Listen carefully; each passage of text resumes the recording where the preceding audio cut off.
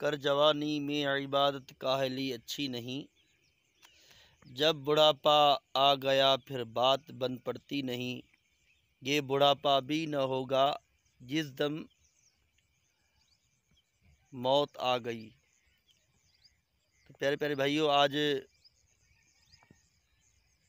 جوانی ایک بہت بڑی نعمت ہے۔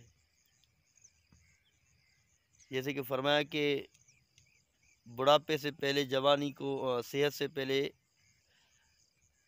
صحت کو بیماری سے پہلے غنیمت جانو، زندگی کو موت سے پہلے غنیمت جانو، مالداری کو فقیر سے پہلے غنیمت جانو۔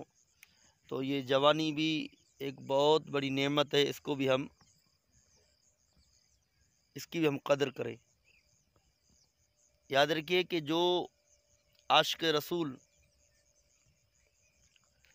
جوانی کے اندر اللہ تعالیٰ کی عبادت کرتا ہے، اب کیفیت یہ ہو گئی کہ وہ عبادت نہیں کر سکتا، نہ اس میں مسجد میں جانے کی طاقت ہے، نہ مسجد تک پہنچنے کی اس کے اندر قوت رہی، نہ طاقت رہی، لیکن اس کے باوجود بھی گھر کے اندر بیٹھے ہوئے اس کو جماعت کا ثواب مل رہا ہے۔ تہجد نہیں پڑھ سکتا، تہجد کا ثواب مل رہا ہے۔ اس کی وجہ کیا ہے؟ اس کی وجہ آپ کو بتاتا ہوں۔ اس کی وجہ یہ ہے کہ جوانی کے اندر اس نے تہجد پڑھی، جوانی کے اندر اس نے اشراق و چاشت پڑھی، جوانی کے اندر اس نے اللہ تعالیٰ کی فرما برداری کی، جوانی کے اندر اس نے نوافل کی کثرت کی، لیکن اب بوڑھا ہو گیا، بڑھاپے کی وجہ سے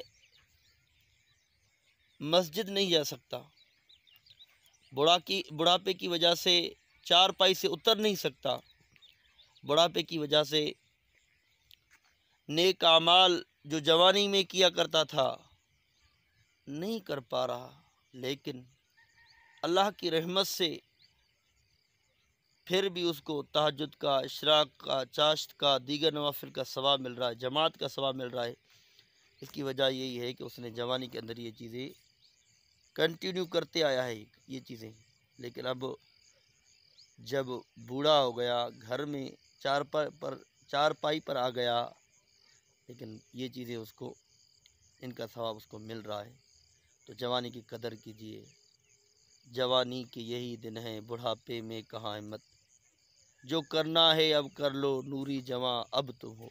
اللہ تعالی ہمیں بھی عمل کرنے کی توفیق عطا فرمائے، آمین بجاہ نبی امین صلی اللہ علیہ وسلم۔ میرے چینل کو سبسکرائب اور شیئر ضرور کیجیے گا۔